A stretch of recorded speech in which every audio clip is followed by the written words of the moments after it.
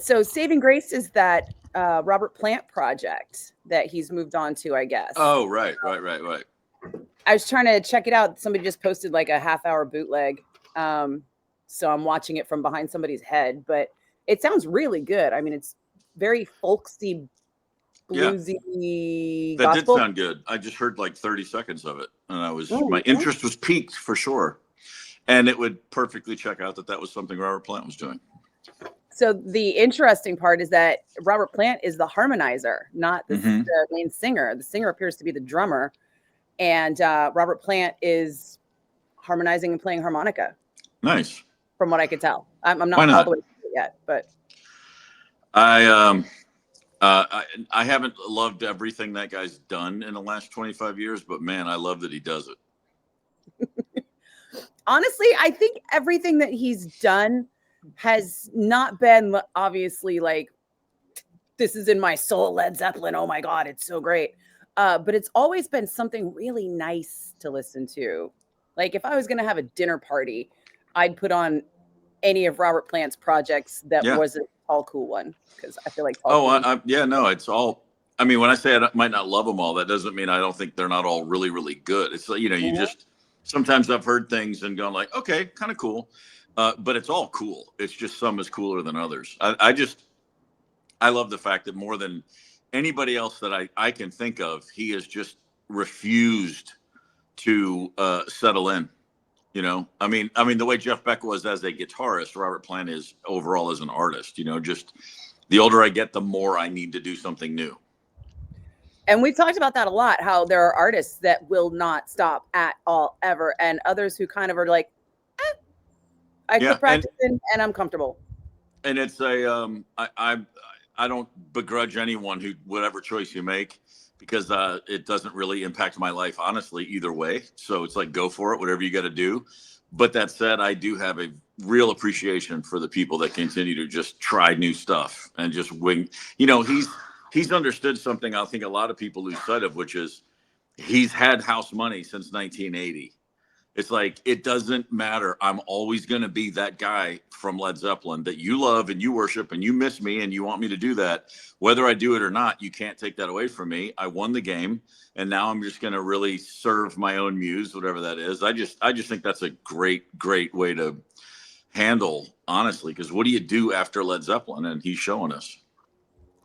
It's true. There's nowhere you can go from there, and there's nowhere you're gonna go where people aren't going to criticize you because Yeah. we have the internet now.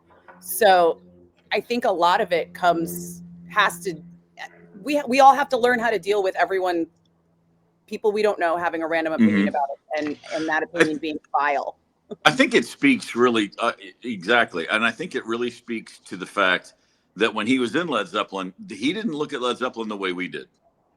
He very truly was always appreciative of those four people and what they meant together musically and what they could create together. And he didn't see it as this foregone conclusion. This is just going to be great. Like we look at Led Zeppelin like it's all great, of course, baddest rock band ever.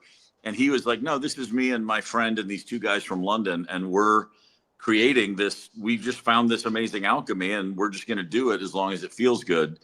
And I often wonder, like, if Bonzo hadn't died, how long would they have gone on? Because I feel like Plant would have got a little itchy. I don't think he was. Yeah. I don't think he was long for that band either way. Looking back now, I mean, I could be completely wrong, but that's just the way I would have. It's kind of the way I read it. I mean, the Beatles, Pink Floyd, the template is there for having someone not die and the band just Yeah, still implode, yeah, and then having someone die. yeah, yeah. Right. Yeah, yeah. Which is why it's all the more mind blowing when I look at a band like U2. I think like they're the one band you can compare to the Beatles because it's the same four guys. There's no such thing as the Beatles without those four, and there's no such thing as U2 without those four. And REM didn't replace Bill Berry, but they did lose a guy. Metallica's they're on their third bassist, and again, no fault. It's not like that's a bad thing. It's Technically just fourth, it's a but nobody reality. remembers Ron McGovney. Oh, of course. Sorry. What was I thinking? I know. Um, Not that you can, help it, but I'm just saying it's just more. luck of the draw stuff kind of, it's just more mind boggling than ever to me that you two are still, those four guys are still in that band, from 15 years old. Did something happen with them? Because they've been awful quiet for a few years. Well, they just did a Sphere. They just did some dates with a fill-in drummer. It's the first time they've ever had anybody else on stage like that. Because I guess Larry Mullen had some surgery and he's just had a lot of physical, like I think his shoulders are messed up. But if I'm not mistaken, they're working again and he's back. It was never a question of him leaving the band. It was just they had those Sphere dates ready to go and suddenly he couldn't make it. So they filled it. They had someone fill in. So maybe there was something planned beyond the Sphere dates. I think so. And it kind of just got shelved until he could get better. Possibly so, yeah. That seems to be happening. Alice in Chains drummer just had to beg out and they canceled a short run of spring dates for some sort of medical issue. And I was just reading an article or an interview with Lamb of God's former drummer, how he ended up having some kind of specific condition that only affects musicians. Only affects musicians. And it has to do with certain specific repetitive motions that will attack a nerve. Yeah, I saw that too. I read that article the other day and I'd never heard of it, but man, what a rough thing to deal with for anybody, but especially a drummer who's got repetitive motion's kind of the name of the game. Yeah, I mean, as somebody who's had a repetitive motion injury now since 2013, it sucks. Yeah. It's really weird. Like there are times when I'm like, and I can't talk to anybody because I can't type. Can't push a button. Ouch. Done. Tough. Yeah. You're going to have to call me like it's the 80s. People are like, video games. And I'm like, nope, never again. No. I went to an arcade and I thought I could play stand-up games because I was like, oh, it's not the same motion, right? Nope. Yeah. The next thing I was all, ice packs, please. Ow, that's terrible. Could you imagine telling a kid today they could never play video games again? You'd be saving them, but it'd be difficult. But yeah. Yeah. I'm not trying to dance around the issue, but I feel like we actually have to kind of tackle head on the whole Springsteen Trump thing that's happening right now. I mean, is this real life? It feels like a movie. It does. I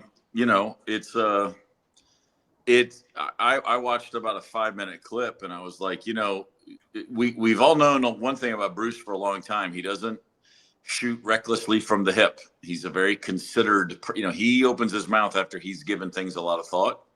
He understands the value of words and he understands the value of his words. And he understands fully how it's going to be perceived. And he went ahead and just let her rip, man. And I imagine that's going to continue to happen on this tour of his, to which I say, bully, go for it, bud. So one of my best friends was at the Manchester show. And so he sent me the clip immediately of the major speech part. And you could see it was a rehearsed speech. He had that planned like it was song lyrics. He was ready to sing it. And then he also said, as a Springsteen fan, because I'm not specifically a Bruce fan, like I think he's cool, but I'm not like, woo, Bruce. Right. I don't Bruce like the guy, like the kid do. But he said that he thinks that the set list is also kind of specifically curated.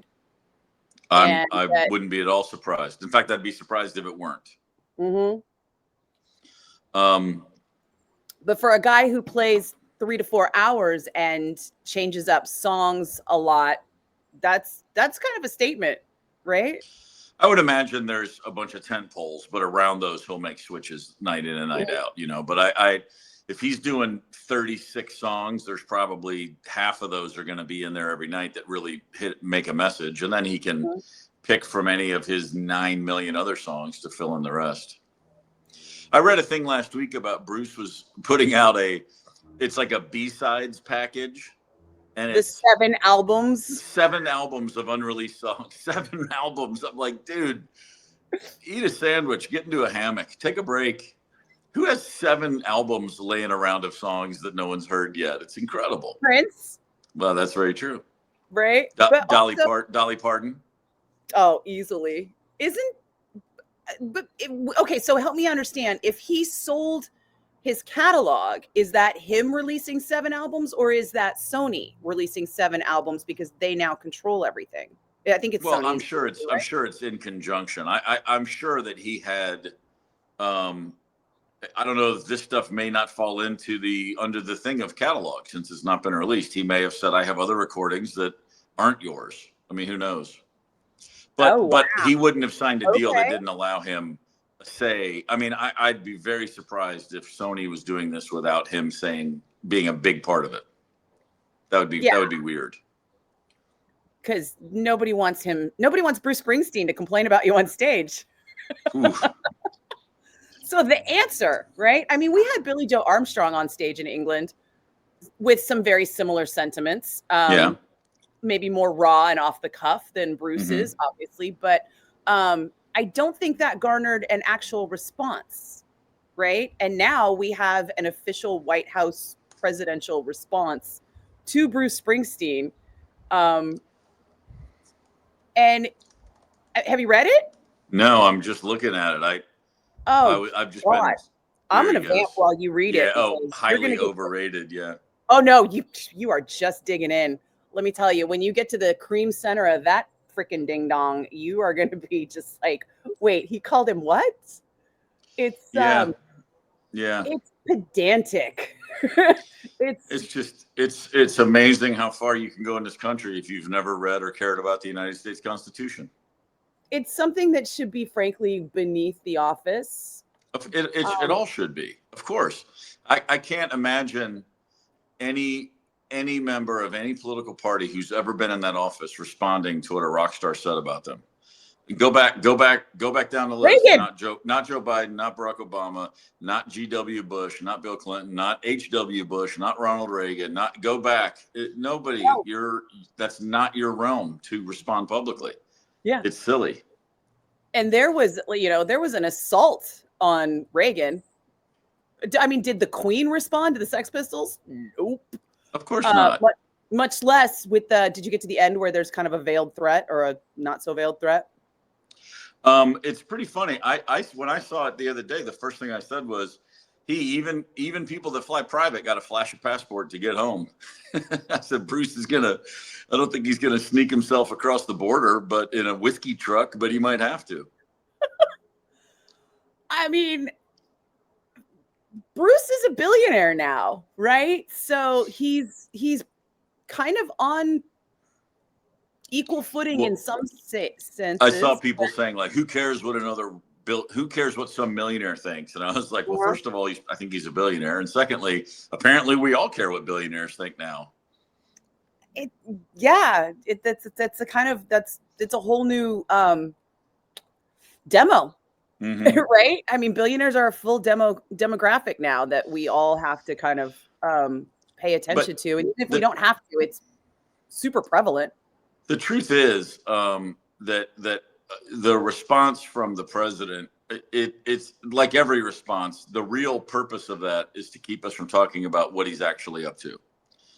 It's just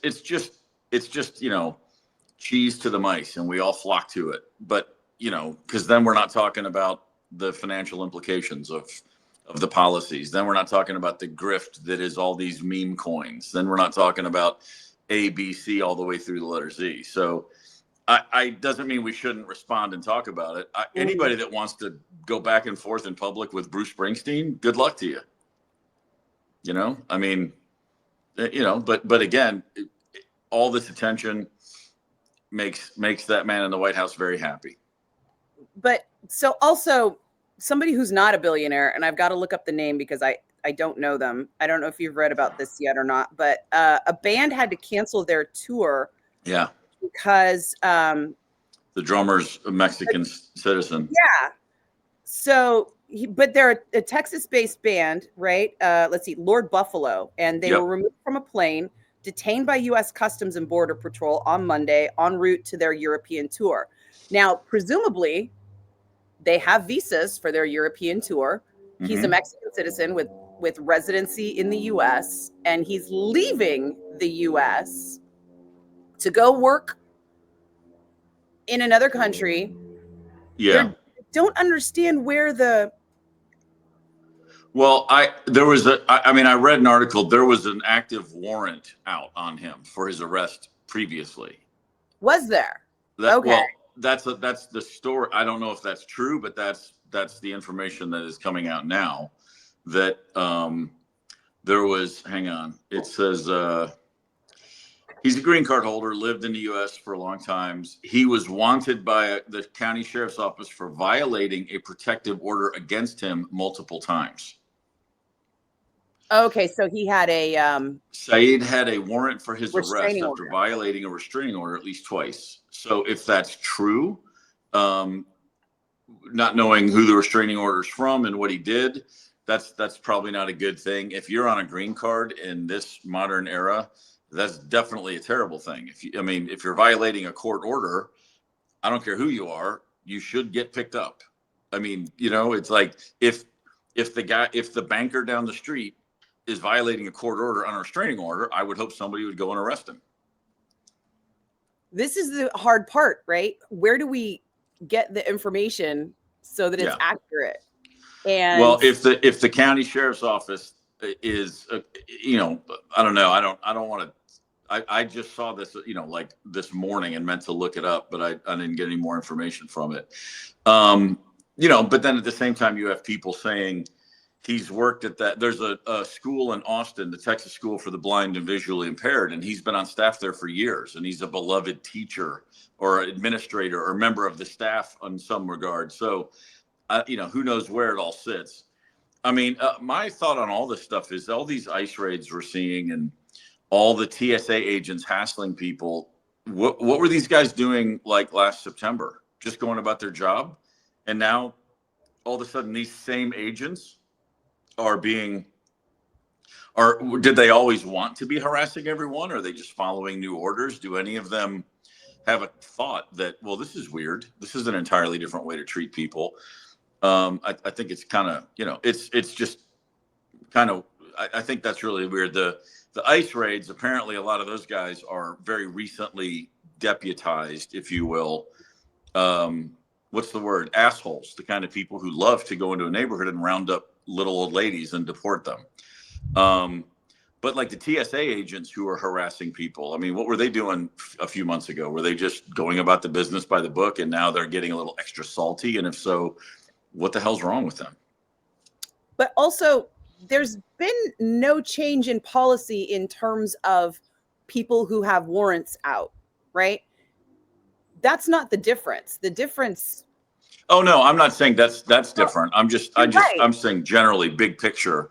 You're seeing a lot of news every day of between ICE raids and different immigration officers doing things and people being detained. The people who are doing that with a badge, a lot of those people had those same jobs in the last administration and they were acting in an entirely different manner.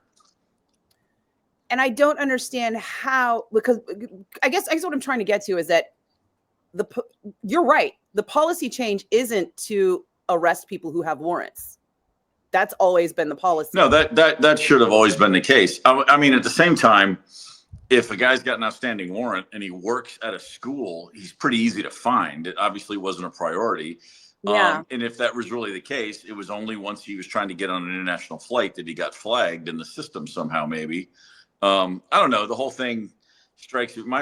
And even though I'm reading this now and we're talking about it, something tells me if that guy's name was Steve Gorman and he was born in the state of Michigan and going on tour with his band internationally and was, Irish white, needs suntan lotion on a cloudy day, I think he'd be fine.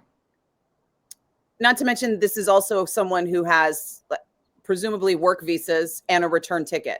Yeah, of course. Right. They had all their stuff lined up. And a job to come back to. And you know what? All of that comes out in something we call due process. Right? Pretty important thing. When a warrant is issued and someone is not to beleaguer the point. I think the music industry is getting hit by this, and it's going to get hit harder by this. I don't want to say thanks to Springsteen. I want to say thanks to Springsteen. Mm-hmm. And I feel like if this gets flushed out in a bigger way because Bruce is drawing attention to it, and if Bruce Springsteen becomes the political prisoner in this, I'm here for it. Yeah, I mean, it's very true. This is a whole nother level than, you know who else went to London and spoke poorly about a U.S. president was a little group called the Dixie Chicks, if we all remember, and they were with the flip of a switch derailed. Mm-hmm. And you can't. But here's the thing: you can do that to an artist with 3 or 4 albums out who's a part of the machinery. You can't touch Bruce Springsteen's career. Sorry, if you wanted to try it, you're about 40 years too late. Yeah. Well, the Dixie Chicks also were deep in the Red State fan base. They were women. And it was a time when the record labels were still ruling, and that mattered. Especially in that genre of music. Yeah. Yeah. So, speaking of due process, you know, I just read this today and this blows my mind. Okay. The Magna Carta, that document that was first printed in 1215 in England, King John I said essentially the biggest takeaway is since 1215 in England, a king signed a declaration, a document that said no one, not even a monarch, is above the law. That's the Magna Carta. Just that statement alone should be a Latin phrase. It's like, oh my God, like at a time, and this is not 1815, this is 1215. Okay. And if you don't remember 7th grade history, that was the significance of the document. It's so incredible. And so over the next century, they would reproduce, and by reproduce, still handwrite. Very few people had the ability to do this. There were a handful of Magna Cartas over the years that would be, produced. A knockoff Magna Carta has been sitting in the Harvard Law School's archives since 1946. Somebody purchased it back then for like $30. Hey, this looks, it's not an intentional fraud. It just looked like, oh, it's a makeup. It's a mock-up of a Magna Carta. This would be great. It's a sheepskin parchment. And now it's been confirmed it's an actual Magna Carta. There's only 7 known surviving originals issued by King Edward I. This one's from the year 1300. So there was King John signed the original, then a guy named King King Edward I. King John signed the original, then King Edward, 85 years later, signed a handful of them. And one of those from the year 1300 actually is just sitting in Harvard's law school archives. And they just discovered that. And all I could think was, that's probably worth a pretty penny. You know what I thought?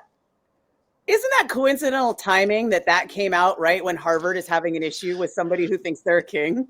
Yeah, and I did have the same thought, and I also thought I read an article somebody wrote a couple weeks ago, and it was pretty funny, saying like, you want to mess with Harvard, like, we kind of built this whole country, like it's like Harvard Law has their hands on more levers than anybody can possibly imagine, historically speaking. And the whole guy's point was, we're not grandstanders. We don't make a lot of noise, but we just grind everybody to dust. And I was like, yeah, really, Harvard Law. That's, and I'm sure that of all the people that have come through Harvard Law and who are very successful today, they have a lot of different opinions on a lot of things. But if you put one of them in the corner, they're all going to come and defend him. And oh boy, yeah, I wouldn't want to be messing with that group of people. I think they felt protected being a very heavily GOP institution, as opposed to Columbia, who had more of a leftist leaning reputation and caved. Like Columbia was all, sorry. Yeah. But Harvard's sitting on what is it called? An endowment? Is that what they call the duchy? Yes, so very many billions of dollars. Not to mention, like you said, the network that is in the same party, right? I mean, the vast majority of Harvard graduates are Republicans. Yeah, and I would think. The loyalty that has to be there is presumably one that could challenge what I would like to continue calling the cult of Trump. I would think so. Well, administrations come and go. Harvard Law doesn't go anywhere. Well, and that's the thing, right?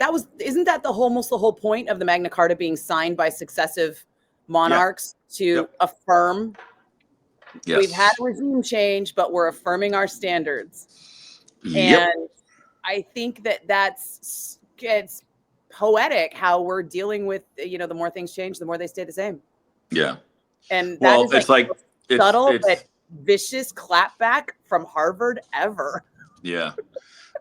Yeah, I like the line, history doesn't repeat itself, but it does rhyme, like, yeah. Oh my God, you need to write that song. I didn't come up with it. I wish I had.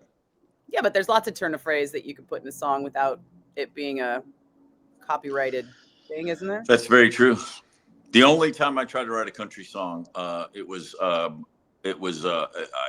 sat with a buddy of mine who's a writer of Nashville music, and I threw out a line, and he goes, "Oh my God, that's a song. We have to write it," because we got caught up on the meaning of certain words. And I said, "Look, at the end of the day, I'm just a hopeless semantic."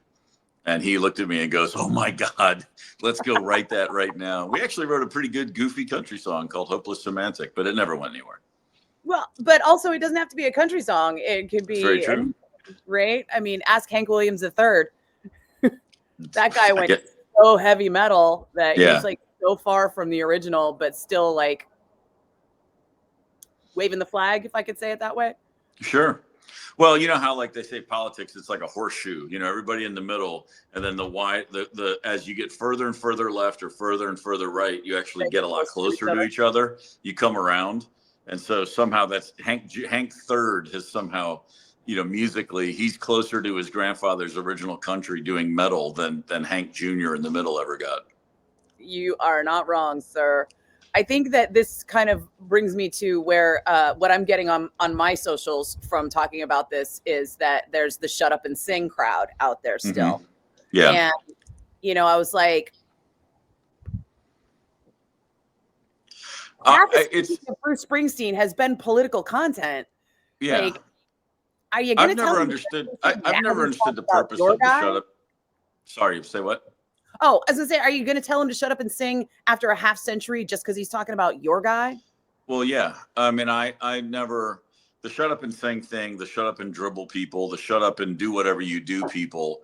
I've never understood that because the easier answer is, well, then I won't listen to this guy's music. You don't have. Why are you announcing that you're going to leave if you don't stop talking politics? It's just such a, but regardless, like I'm always happy to hear what some celebrity, whoever it is. The whole point is, of course, you should speak your mind. I'm curious to know how you see this, and if I vehemently, if I disagree completely, I can still say, hey, hell of a guitar player, or hell of a singer, or hell of a quarterback, hell of a kicker. It doesn't mean I think less of what you do. I mean, it's really just, I think that, what we all grew up hearing one thing, don't discuss religion or politics at the table. And I'm way of the mindset of let's start with those two things. And by the end of it, we can figure out which version of Gilligan we like better. It's like, I mean, why not talk about these things? I think everybody, it's funny because the idea that everyone's so sensitive and why are we so worried about each other's feelings? On one hand, just on a human level, individually, people I'm in a room with, I'm very sensitive to their feelings, I would hope. But generally speaking, if you're talking publicly, somebody getting offended at what a comedian or a quarterback says, it's like, what's wrong with you? Let them say what they want to say. The whole point is we should all be able to say what we want to say. And you have every right to disagree.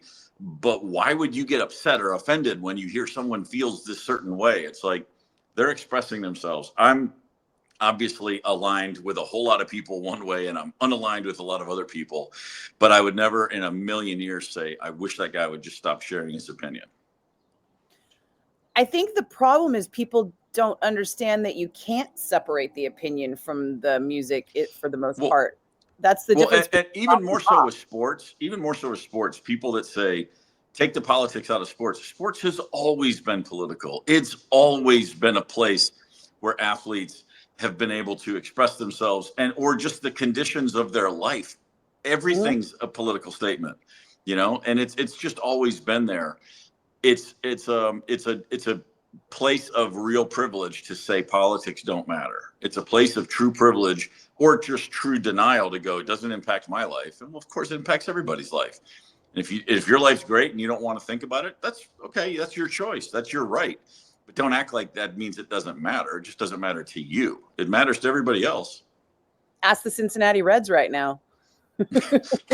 What's going on with the Cincinnati Reds right now? The day before Pete Rose night, they announced that they were making the change in the banned players. Now, if you've been banned from Major League Baseball, regardless of the offense, it seems like, if I'm reading this correctly, you can be reinstated after death, which will make you eligible for Cooperstown. But the coalition that meets and decides the retired or posthumous awards, I guess, doesn't meet frequently, and their next meeting is not until December of 27. So it's 28 before. Despite the reprieve today, Yeah. It's not until 28 that they will be eligible for potential admission to Cooperstown. But it was a great timing for the Cincinnati Reds to have Pete Rose night the next night. So that no kidding. Like, he's okay now. Come on, guys. Woo! I always thought it was silly that he was kept out because they could have put him in. He leads the, you can't tell the story of baseball without Pete Rose. He has more hits than anybody else ever. And I would say more hits than anybody else will ever have. You can put him in, and on his plaque, you can say, banned, caught, guilty as hell of these bad things. You don't, you can have both. You can say, like, this guy was on his team for games that he was managing. Yeah. You can say this guy was a creep. Hey, man, how about the fact that he had a 14-year-old girlfriend in the early 70s? Let's talk about that. I didn't know that. Just Google Pete Rose teenagers if you really want your stomach to turn. The gambling is the least of it. But it's way easier to give a guy grief for gambling, but not because he was dating teenagers while he was married with children in his mid-30s. Oh, God. Yeah, I did not know that. Now I'm super grossed out. Yeah. How is that not common knowledge?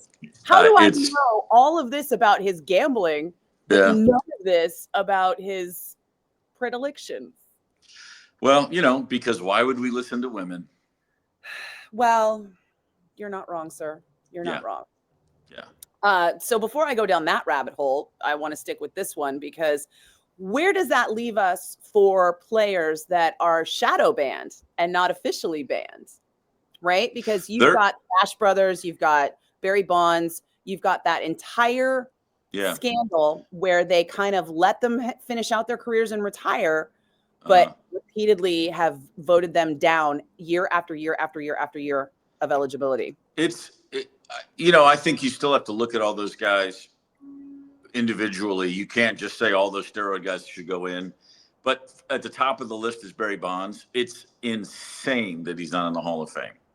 He would have gone into the Hall of Fame if he had retired in 1999, before he ever jacked a steroid needle or cream or whatever, before he ever juiced. He obviously juiced like a madman, and he did it really well. And I saw Barry Bonds in 2010 at the Kentucky Derby, and he looked like his rookie card again. His head had shrunk down. He was really skinny. I couldn't stop staring at him because I was like, oh my God, he looks like it's 1990. Like, it freaked me out. Like, he was clearly off the juice at that point, and his body went back and looked the same as it used to. The fact is, I was at the World Series in 1995. I had a buddy who was a photographer for Reuters. And so he was on the field as a photographer for all the games. And he gave me a media credential so I could sit with him. So I was in Atlanta. It was Braves, Atlanta versus Cleveland, Braves Indians. And so for the games in Atlanta, I was sitting, honest to God, on the field right outside or right inside the third base dugout, like right near the on-deck circle. I mean, it was incredible. And I could go down in the afternoons and watch BP. I could just walk on the field at any time. It was great, right? So I was there for games 1, 2, and 6 in Atlanta. It was awesome. Or was that right? Yeah, 1, 2, and 6. And 2 years later, I was there for the NLCS, Atlanta, Florida Marlins. And in those 2 years, every single player was 20% bigger. Everyone on now it was the Braves and the Marlins. Every guy on that, not the pitchers, but everybody else, their forearms all look like Popeye. They all just filled out their uniforms differently. And I was talking about it, like, there's no one else. Am I the only person who's noticing this? What the hell? Where are all these guys? And some of the Braves players, not big guys, but they were bigger. They didn't have, you could just tell, like, every one of these guys is 12 pounds heavier and it's all muscle. And I was just like, what in the hell? So my point is, I'm a knucklehead, and it was real obvious to me the second I walked into that dugout in '97 and being around players from both teams.